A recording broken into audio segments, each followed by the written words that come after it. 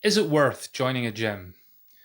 Like most things in fitness, there's no one size fits all answer. But on today's video, we're going to be talking about the thought process that you might want to go through before you make the decision as to whether a gym is right for you.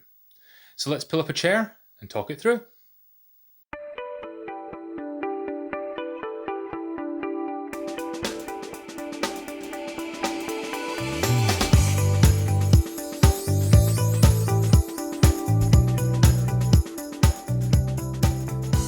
Hey, thanks for joining me in another video in this series of videos of the gym paradox, the pros and cons of joining a gym.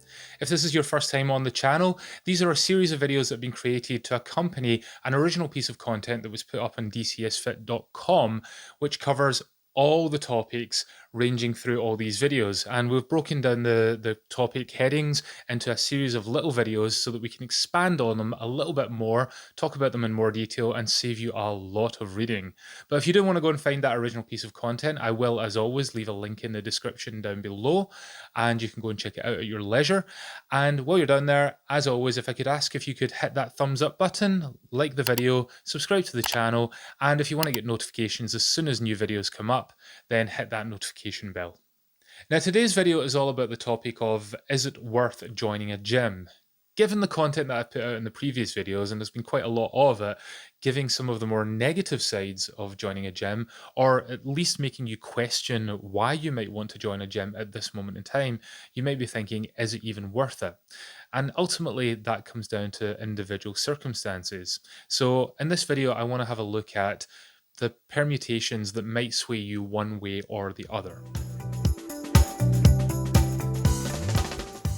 Now, starting on the positive side of things, joining a gym is probably the only route that you're going to find where you can get access to such a range of high quality equipment. Not only that, but you're accessing an environment that is specifically tailored for fitness. And whilst there are some other options, and we are going to be coming on to them in future videos, it's the combination of those two things that makes a gym so valuable. Providing you've taken the time to assess whether or not a gym is a necessary component in moving you forward at this moment in your journey, and you've done your due diligence to make sure that the gym that you're looking at is going to provide you with the tools that you need in order to facilitate that movement forwards, then a gym is an amazing investment. It's something that is just unsurpassable. Ultimately, when it comes to your decision making, if your primary focus was on cost, if your primary focus is on location, or if you've just been cajoled into it and other people have pushed you into making this choice to go and join a gym, they want you to come with them, or they feel that you should make a difference and they've sort of pushed you down that avenue, then the chances are you've not really thought it through, you're not in the right frame of mind, and you're making poor choices. Now, that doesn't mean to say it's not going to work out. Every now and again, it will. People buy lottery tickets all the time. The odds are not in your favor, but someone's got to win. And that's also true when it comes to joining gyms. You might not be making the perfect choice, but you might just luck out. You may just happen to find the perfect gym for you because that happens to be the one that was closest to you, and it happened to also be within your budget. Or it happened to be where all your friends were going and they've just dragged you along. But you really, if you're not taking the time to think about what it is that you need at this moment in time, then the chances of you getting the jackpot are pretty slim. It really is all about luck then. Whereas if you can take the time to step back and really think about it, you're going to eliminate stress. In the end, anything that adds stress or frustration is a poor investment. So if you're already a member of a gym, and you spend most of your time complaining about things, complaining that it's too busy, complaining that you can't get a locker, complaining that you can't get booked into a class, complaining that the equipment isn't being put back properly, or that there isn't the equipment there that you actually need, that there's just not the space for you to be able to do the things that you want to do, you're not getting the help that you thought you were going to get, and you just keep complaining about it, then you're part of the problem because essentially you're paying for it and you're convincing the management or the people that run the facility that this is working because people are willing to pay for it. It doesn't matter how much you complain. As long as you're still paying, they don't mind. I mean, it's not a comfortable life, but then usually, and certainly in bigger facilities, the people that are getting complained to are not the ones that are making these decisions. So the ones that are making the decisions are basing it on spreadsheets and turnover and profit and loss, that kind of thing. So just making a noise about it isn't going to change anything. Making better decisions and putting your investment where better choices are being made is going to make an improvement to the industry overall.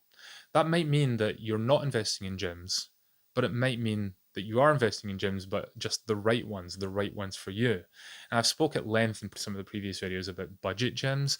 And yeah, for a few people, they are advantageous, but not for the number of members that go. Because again, if it was, then all of those people would be fitter and healthier and wouldn't really have any problems. And that is not the case. In fact, they'd be turning up regularly. And that is not the case, as I have touched on in that particular video. The industry as a whole is only going to change when consumers in significant numbers begin to prioritize value over cost. And really, that's what it comes down to. People who can't afford expensive outlays really can't afford to be paying small amounts of money.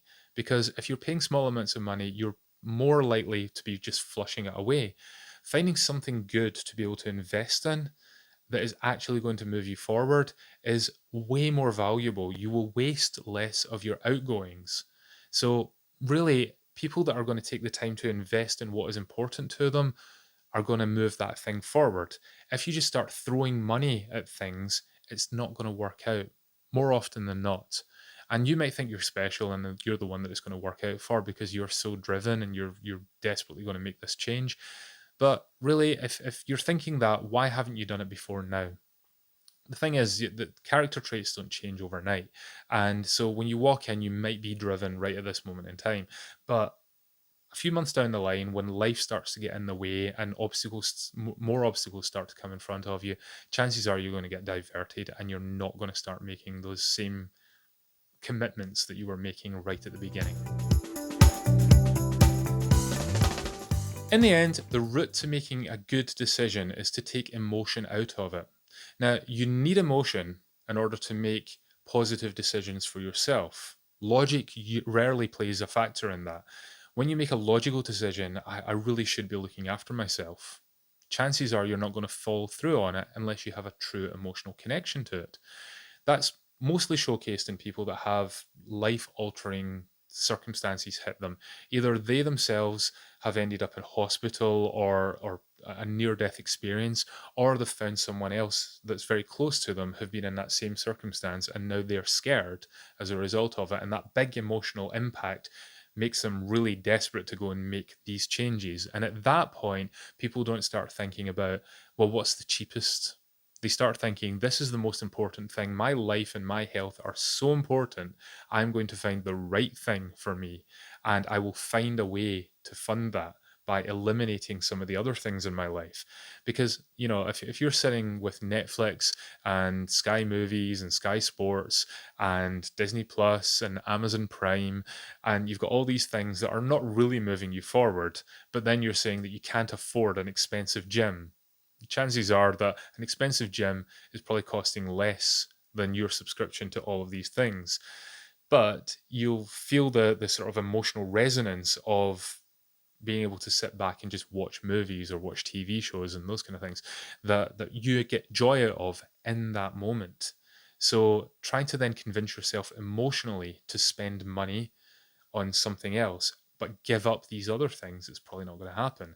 But when you've had a near death experience, you start thinking, well, I wouldn't be able to watch the TV if I don't have my life. So these things can go because I want to live a longer life. Now, that's a very extreme situation to be in, but for most people, there is an emotional trigger that moves them forward. It might be that they went out to a party or something and suddenly noticed their weight shift compared to other people that maybe friends that they've had for years, and they're kind of standing there and feeling that they really stick out and it makes them miserable as a result of it, and they never want to live that again, so they start making a beeline for being healthier. It might be that you've just had some you've had a newborn child, and you just realize that you're not going to be able to keep up with them because walking up and down a flight of stairs is incredibly difficult. Never mind running after a toddler. Anything, usually an emotional connection, is the trigger that is going to move you forward as far as committing to a change and sticking to it.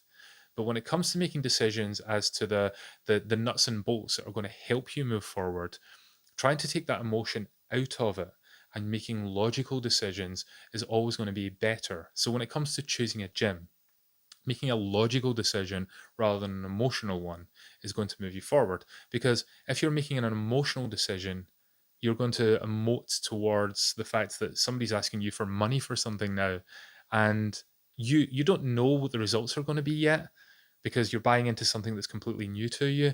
So suddenly you become hesitant and you start penny pinching. You start thinking, no, well, I'm willing to spend a little bit, but not a lot. And then when you spend that little bit and you go ahead with it and it doesn't work out, now you think, well, gyms don't work. Whereas actually it's because of the choice that you made at the start. Same thing with the journey. Go back to look at the video on cheap gyms near me, and I discuss this in a bit more detail. Also, if you've just been pushed into it, you did not make that emotional connection in the first place. So you're not really driven. Therefore, you're unlikely to be willing to invest in yourself. And you're not going to be thinking about the quality of gyms or the quality of the equipment or the quality of the service. What you're doing is you're just following along with the fact that you're fed up people telling you you should do this, you should do this. So you just do it and you just give it a try. None of these things are useful to you. And that's really what I'm trying to encourage with all these videos. This is the final video that I'm going to do based on the infrastructure and the setup of gyms and the choices that you make on gyms. So if you take one thing away from all of these videos, it is literally take some time to step back and think about what is useful for you at this moment in time. Not what's going to be useful for you in 6 months' time, not what's useful for you because you think you want to be like this person over here and they did this, so you're going to copy their model. You're a unique individual, and taking the time to think about what unique tools you need in order to overcome your unique obstacles, that's what's going to help. So, if that means putting off a gym membership for a little while and focusing on mobility, posture, water intake, sleep patterns, lowering your stress levels, getting rid of some of the things on your to do list so that you free up time for it, if that's where you need to put your focus first, then do that. Don't try and do everything at once. You may have heard this an awful lot when it comes to diet and fitness and all these things where people try and do too much at once. And that's when a lot of people will go and join the gym. They might hire a personal trainer as well, but they're going to 3 classes a week as well. They go swimming at the weekends. They try and clean their diet up completely. At the same time, they're trying to quit smoking, reduce their alcohol intake. It's too much. Nobody is going to make that switch that quickly. Taking a step by step approach is always going to be more beneficial in the long run. It might not feel as quick, it might not feel as drastic, and when you've got that oomph that you want to move forward, the thing is that you want it all and you want it now, as the amazing band Queen once said. But if you can sort of delay gratification for a little while, the payoff will be much better and it will last an awful lot longer. So just taking a little time to reflect on it, maybe do a little bit of journaling or talk to someone else, but someone independent. Don't talk to a friend who goes to the gym because they're going to be swayed by their choices. Don't talk to someone you live with because what you're going to do is going to end up influencing them. You know, like if you end up going to the gym 5 nights a week, they might not like the idea of that, even if it's only subconsciously because you're not going to be around to help out around the house or something. And they're thinking partially about what is beneficial to them. But if you can get someone independent to talk to, then that's ultimately going to be more beneficial. But you can do that with a journal. Just sit down and write it out, but try and be truthful to yourself. Or just go for a walk. that's going to be burning some calories anyway. But while you're doing it, being able to clear your head is it's such a good exercise, especially if it's quite a nice day. Um, just go and walk somewhere quiet where you can take the time to reflect and have that internal conversation with yourself. Now, as I said, the videos that are coming up are no longer going to be about gyms per se. It's going to be about the alternatives to a gym membership. But we're going to start off with one that is closely associated with it quite often, which is hiring a personal trainer. Now, you can hire a personal trainer within a gym, but you can also hire personal trainers who you haven't met through a gym, but maybe you go to a gym as a result of it. Perhaps they have their own facility. Maybe they're doing it in your home or they're doing it in a park or something like that. But the personal training is really a subject all in its own right, and trying to link the two things together is pretty much a false start. So we're going to be talking about that next time to figure out whether or not hiring a personal trainer could be useful to you at this time, or if it's something you might want to be thinking about in the months to come. So until that video, have a fantastic week, stay awesome, and I will see you next time. Bye for now.